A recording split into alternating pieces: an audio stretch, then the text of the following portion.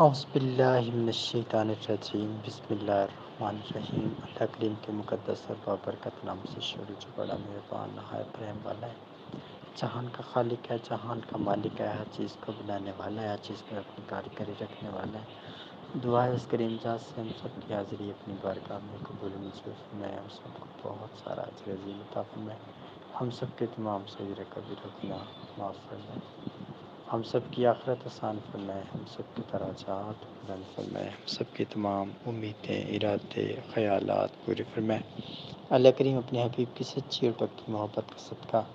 ہم سب لوگ کی زندگی بہت زیادہ آسان اور بہتر فرمائے، ہم سب لوگ کا خاتمہ ایمان بالخیر فرمائے۔ آمین ثم آمین یا رب العالمین یا رب العالمین۔ آج کا جو ہمارا لیکچر ہے وہ ہے دین سے دوری کی علامات اور دوری کے بعد ملنے والی آزمائشیں اور ان آزمائشوں کی پہچان۔ اللہ کریم ہم سب لوگ کو اس موضوع کو سمجھنے کی اور اس پر عمل کرنے کی توفیق عطا فرمائے اور ہم سب لوگ کے درجات کو بلند فرمائے، ہم سب لوگ کے تمام عبادات کو قبول منظور فرمائے، آمین یا رب العالمین۔ موضوع ہے دین سے دوری۔ دین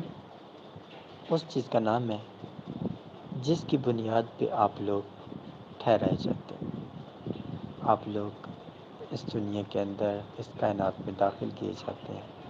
وہ دو راستے ہیں، دین کا راستہ اور ایک کفر کا راستہ۔ کفر کے راستے پہ بھی لوگ دنیا میں آ جاتے ہیں اور دین کے راستے پہ بھی لوگ دنیا میں آ جاتے ہیں، لیکن لوگ جس راستے کو چنے وہ ان کی اپنی مرضی ہے، کیونکہ اللہ نے ان کو بااختیار بنایا، ان کو قید نہیں کیا کہ صرف دین پر ہی قید رہیں۔ ان کی مرضی، جو راستہ وہ چننا چاہیں وہ چن سکتے ہیں، فلاح کا چنیں یا تضلیل کا چنیں، وہ ان کی اپنی مرضی۔ سوال ہے دین سے دوری۔ دین سے دوری دو ٹائپ کے لوگ کرتے ہیں، ایک وہ جو بالکل غریب ہو، ایک وہ جو بالکل امیر ہو۔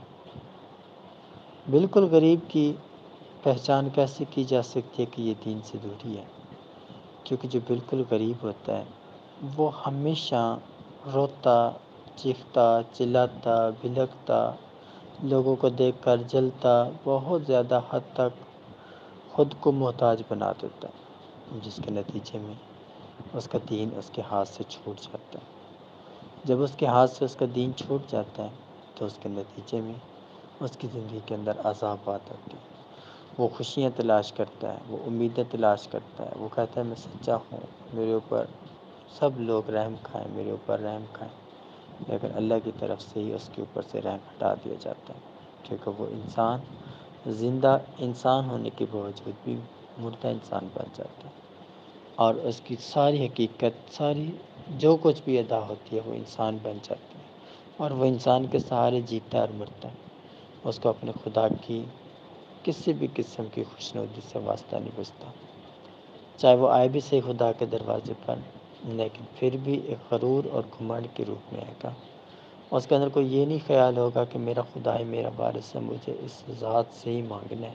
اس ذات سے ہی توقع کرنی ہے جو کہ میری زندگی کو آسان اور بہتری کی طرف راغب کر سکتا ہے۔ اگلی سٹیج ہے ایک امیر انسان کی۔ ایک امیر انسان کے جب دین سے وہ دور ہوتا ہے تو اس کے اندر بہت زیادہ حد تک نفرت آ جاتی ہے کمزور چیزوں سے، بہت زیادہ تک امیر، اس سے امیر اور طاقتور چیزوں کے ساتھ اس کو لو لگ جاتی ہے، اور ان کی وہ خدمت، ان کی محفل میں بیٹھنا پسند کرتا ہے، اور بہت زیادہ حد تک زمین پر اکڑ کے چلنے کی کوشش کرتا ہے، اور زمین کے اوپر رہنے والے تمام لوگوں کو ہر قسم کا خوف و اضطراب میں رکھنے کی بھرپور کوشش کرتا ہے، اور لوگوں کو ہمیشہ اپنی سوچ، اپنا ارادہ سب سے اول ظاہر کرتا ہے، اور ہر ایک کی زبان کو دبانے کی بھرپور کوشش کرتا ہے، اور وہ زیادہ سے زیادہ یہ بھی کوشش کرتا ہے کہ کوئی بھی زبان میرے سامنے نہ کھلے، جو میں کر رہا ہوں، جو میں بول رہا ہوں، ہر کوئی اس پر آمین بولے، جس کے نتیجے میں وہ انسان دین سے دور ہوتا ہے، اور دین سے دوری اس انداز میں ہوتی ہے کہ وہ انسان کبھی بھی دین کو، نماز کو، ذکر و عمل کو اپنے دل دماغ کی طرف لانے کی کوشش نہیں کرتا۔ وہ ہمیشہ اپنے اندر گھمنڈ، نفرت اور یہ ساری برائیاں پیدا کرتا رہتا ہے، اور اس کا دل مرو ہوتا ہے۔ کبھی بھی وہ صحیح اور غلط کے اندر فرق نہیں کر پاتا، جس کے نتیجے میں بہت ساری تذلیل، بہت ساری مشکلات اس کے راستے میں حائل ہو جاتی ہیں۔ اب یہاں پہ سوال ہے، دین سے دوری کی علامات۔ دین سے دوری کی علامات یہ ہوتی ہیں کہ آپ قرآن پاک کو پڑھو، اور پڑھ کر بھی اس کو سمجھنے کی کوشش کرو، لیکن سمجھنے کے بعد بھی اس پر عمل نہ کر سکو تو وہ آپ کی بدقسمتی کی علامت ہے، دین سے دوری کی علامت ہے۔ بہت سارے ایسے لوگ ہوتے ہیں جو کہ نماز پڑھتے تو ہیں، دعا مانگتے بھی ہیں، بہت زیادہ اپنے آپ کو عاجز و انکسار ظاہر کرتے ہیں، لیکن ان کا دل خالی ہوتا ہے، ان کے اندر دل مردہ ہوتے ہیں، اور وہ کبھی بھی کسی کو اپنی ذات سے اپنا گھاٹا کر کے کسی کا نفع نہیں کرتے۔ وہ ہمیشہ کسی کے گھاٹے کو اگر اس کا ہو بھی جائے تو اس کو آبزرو نہیں کرتے، لیکن اگر ان کو کسی قسم کوئی تکلیف یا کوئی غم پہنچ جائے تو اس پر بہت زیادہ چیختے چلاتے ہیں، جس کے نتیجے میں اللہ کریم ان سب لوگوں کو خاص کر مکروہ اور بد وقت لوگوں میں شمار کر دیتا ہے، جو ہمیشہ ہی اللہ پاک کی ذات سے ہر وقت وہ کوشش کرتے ہیں کہ ایسی ایسی دعائیں مانگے جو ایک پل کے اندر ہمیں سونے کی مانند بنا دیں، اور بہت زیادہ خوشحالیاں اور بہتریاں ہمارے راستے میں قائم ہو جائیں۔ لیکن وہ نہیں جانتے کہ اللہ کریم کی سب کچھ عطا اسی دین کی بنیاد پہ ہے۔ جب دین سے تعلق ختم ہوا تو پھر سب کچھ ختم ہو گیا۔ لیکن قرآن کریم کی تمام آیات کے اندر اللہ پاک نے ان کے بارے میں بیان فرمایا کہ جب بھی کوئی دین کی بات کی جاتی ہے تو یہ لوگ حامی بھرتے ہیں، لیکن جب ٹائم قریب آ جاتا ہے، وقت آ جاتا ہے، تو پھر یہ لوگ وہ کر جاتے ہیں، اور ان کے لیے صحیح اور غلط دونوں ایک برابر ہیں، کیونکہ وہ پیچھے رہ جانے والوں میں سے ہیں، اور ان کا دل تو مر چکا ہے۔ ان لوگوں کو کیوں آپ کی جان کی فکر ہوگی کہ آپ کی زندگی کتنی قیمتی ہے، اور یہ آپ کے ساتھ مل کر لڑیں اور کفر کا مقابلہ کریں اور اللہ کے ساتھ اور اللہ کے فضل کو تلاش کرتے نظر آئیں، مگر یہ ان لوگوں میں شمار نہیں ہوئے جنہوں نے یہ کام کر دکھایا، اور اللہ نے ان کے لیے بہت بڑے بڑے بلند بالا مرتبے قائم کیے، ان کو بہت بڑا اجر عظیم سی رحمت اور کرم سے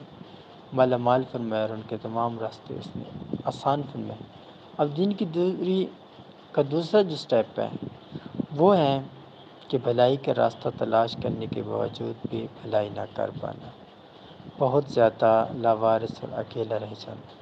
اب اس کی وجہ سب سے بڑی کیا ہوتی ہے؟ زیادہ سے زیادہ جب ایک انسان اپنی خواہش پالتا ہے اور اس کی خواہش پلتی جاتی ہے، جب وہ زیادہ مقدار میں ہو جاتی ہے، اس کی سائز بڑھ جاتی ہے، تو اس کے نتیجے میں وہ انسان بہت زیادہ حد تک گناہ کی طرف رغبت لے لیتا ہے،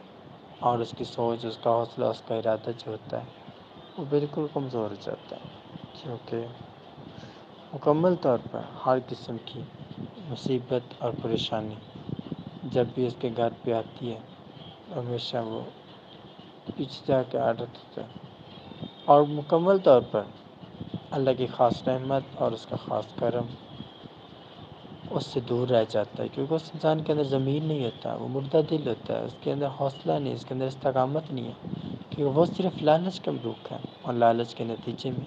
اس انسان کا سب کچھ فنا ہو جاتا ہے۔ وہ جتنا بھی لالچ کرتا جاتا ہے اس کی چیزیں اتنی نقصان کی طرف جاتی ہیں۔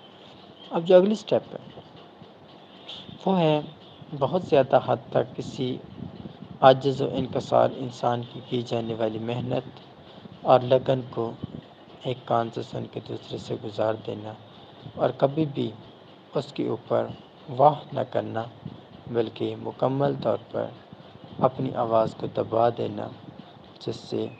اللہ پاک کی خاص رحمت اور کرم ہوتا ہوتا رک جاتا ہے۔ کیونکہ جب انسان دین کی بات کرتا ہے، رب اور اس کے حبیب کے فرمان کی بات کرتا ہے، تو اس ٹائم وہ پاک ہو جاتا ہے، اور اللہ کی خاص فضل اور اس کی رحمت اس کے ارد گرد چھائے رہتے ہیں، اور بہت ساری دعائیں کرتا ہے، بہت زیادہ اللہ کا فضل، اللہ کی رحمت کو تلاش کرنے کی کوشش کرتا ہے۔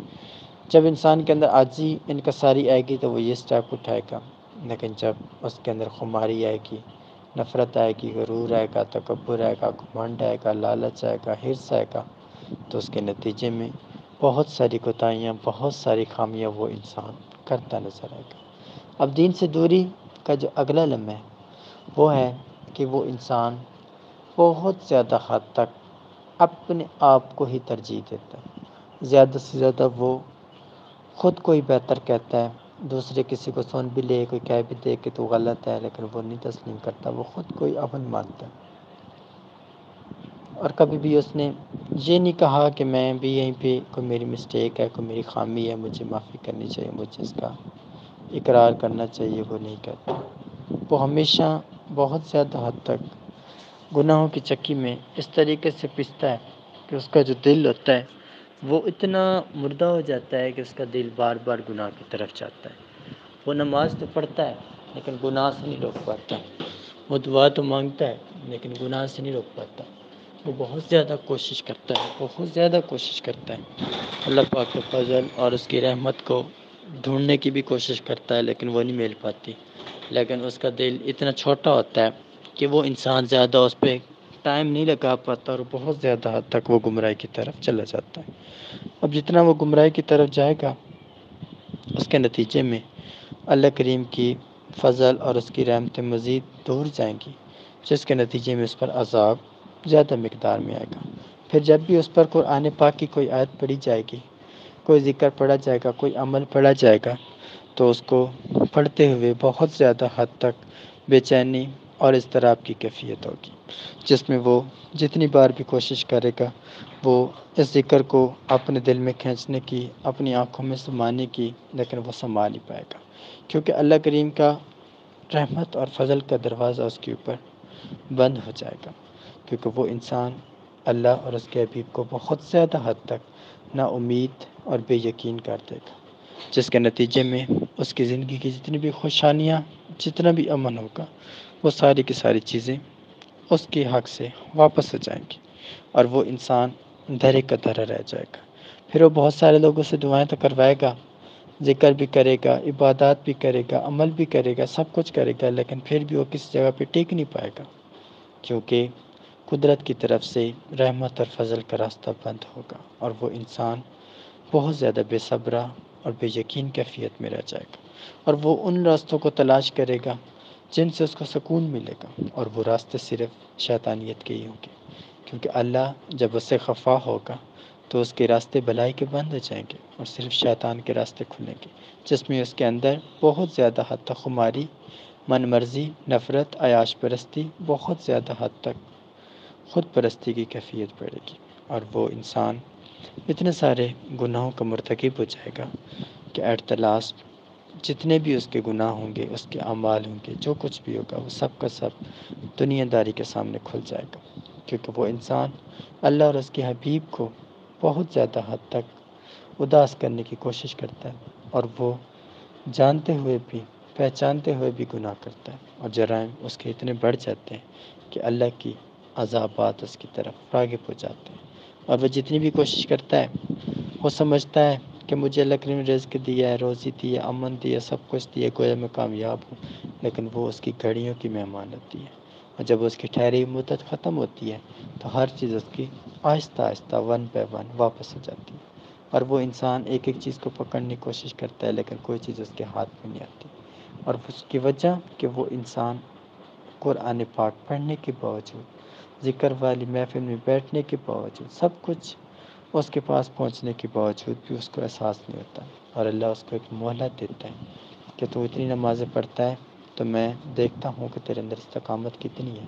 لیکن وہ خود پہ قابو نہیں کر پاتا، اور بہت سارے جرائم اور بہت ساری خامیوں کا شکار ہو جاتا ہے۔ تو یہ تھا وہ لیکچر جو آپ لوگوں کی خدمت میں پیش کیا گیا ہے۔ آپ سب لوگ ان ساری باتوں کو سنیں گے، سمجھیں گے، اور اللہ پاک آپ سب کو ان باتوں پر عمل کرنے کی توفیق دے، اور بہت سارے درجات بلند فرمائے،